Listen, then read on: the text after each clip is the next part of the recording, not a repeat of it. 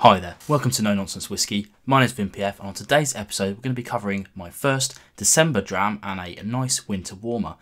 As you might have noticed, I'm wearing this lovely No Nonsense Whiskey hoodie, which is actually on the link in the description below on my Teespring store. These are really great. I actually find myself wearing this as a bit of a pyjama thing these days, but you know, they're always good to be worn on the camera as well. But as it's my first December winter warmer kind of video I'm going to be doing, traditionally I don't actually do reviews in December, but I've decided to shake things up a bit this year and actually do some reviews. I'll do 4, I think, this December. We'll see how we get on with it.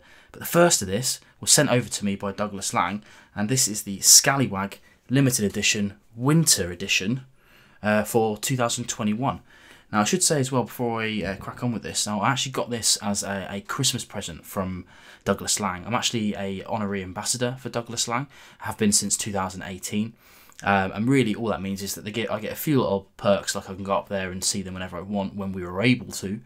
But occasionally they send me a little gift, and I'm kind of enthused about Douglas Laing. And it really came about because I tried a whole heap of Douglas Laing at the start of the channel. I covered all of the remarkable regional malts range, and pretty much loved them all. I had my favourites and my least favourites, but I pretty much loved them all. And they just got in touch and said, do I want to be a ambassador for the for the brand, basically. Yeah, I was like, absolutely, why not indeed. So yeah, that's how I got this. It came with this and the Big Pete, which you might have seen on my latest Whiskey and Whiskey Out video. But I thought we'd cover this one first, and we'll do the Pete maybe next week, maybe the week after. I haven't decided on my schedule yet. But it came with this wee little hat, and I know if you buy a bottle of this, then it comes with a little hat. But essentially, this is a cask strength version of the standard Scallywag. This one's at 53.1%, and it goes for about 50 quid on their website. So you'll have to shop around to see what you can get. And it is limited edition, but it's something like 4,200 bottles. Now, here's something weird about Scallywag. Now, it's a blend of Speyside whiskies, but the cool thing about this, I find, is that the main 3 that they talk about that are in it, plus there are others obviously, are traditionally distilleries that I don't actually get on with. And that's Macallan, Mortlach and Glenrothes. Now, I'm not trying to say that I don't like anything they ever produce, which isn't true. Macallan especially, there's only a couple that I don't like, but the majority of them are a bit overpriced for me. Mortlach I always find a bit too rich on the sherry, and Glenrothes, I have to say I really do struggle with Glenrothes. I haven't actually covered much on the channel because I just don't buy it. You know, the few that I have bought I've not enjoyed. So, and this was years ago, bear in mind. So I just haven't bought any. Reason why I haven't covered it. So yeah, they're the main 3 that are in this. So this is a 3 distilleries that traditionally not a fan of particularly. Obviously a heavily sherried whiskey. This has all been aged in either ex-Oloroso casks or ex-PX casks. So yeah, I shouldn't like it on paper, but the standard Scallywag is exactly the same, just different ABV. It's 46 instead of 50. What did I say this was? 53.1. Then it's a bit cheaper as well. That goes for about 35-40 quid, whereas this is again that 50. But the weird thing about it is, because this has been blended by the kind of geniuses at Douglas Laing, I do like it, and I do like the standard Scallywag. Have been said that many times in the past. But yeah, let's get onto the actual thing. I'll pick out a few tasting notes for you, and you can decide for yourself if this is something you might want to go for. But I have to say, if you're watching this video, you've probably tried Scallywag before. You're probably going to enjoy this if you've enjoyed that. But in any case, let's get onto the tasting and see what we've got in the glass. On the nose then. Now, something I say when I talk about peat, and I'll say this about the sherry, is that, like, obviously this is heavily sherried.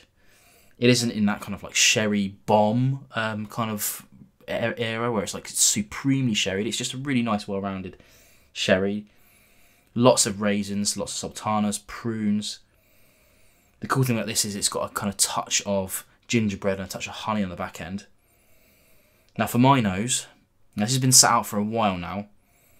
The ABV, which is high, has kind of died down a little bit. There is a kind of wee bit of sulphuriness on the back end, but not to the point where I don't like it. And obviously, traditionally, I'm a big kind of sulphur canary. I tend to pick out sulphur when no one else picks it out, but it's not overpowering at all, and it's certainly not distasteful. So either I'm getting used to it and I'm starting to enjoy things like this, or it's just nicely well-rounded.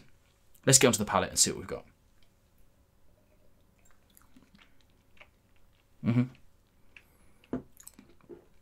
Okay, so my first reaction to this when I was doing my tasting notes for it was there used to be this cake I used to have as a kid called a Jamaica ginger cake.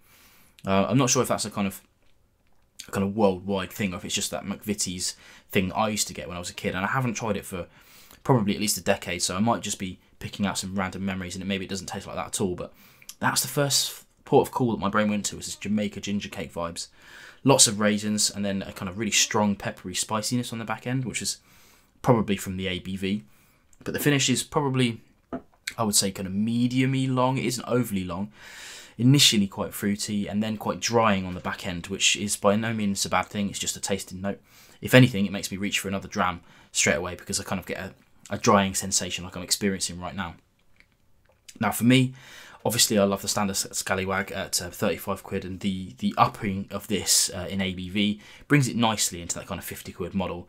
But as I said a little bit earlier, you know, if you're already bought into the Douglas Laing brand and the Scallywag brand itself, this is not going to disappoint you. If it's your first foray into Douglas Laing, then you might want to check out the standard Scallywag before you kind of jump into this one straight away. But that said, you know, this is going to be sold out pretty quickly. But as is cool with Douglas Laing kind of vibes is that it will be available again next year in a different format, same as the Big Pete I'm going to cover later on this month. So if you miss it this year, you can probably catch it next year, and there's always these new special editions coming out all the time. So don't worry about collecting this sort of thing. Get it if you want it, pop it, enjoy it over the Christmas period with some friends and family and whatnot, and just enjoy the little hat. You know, I'll keep this around once this bottle's long gone, and it'll probably be featuring on my Christmas sets for years to come.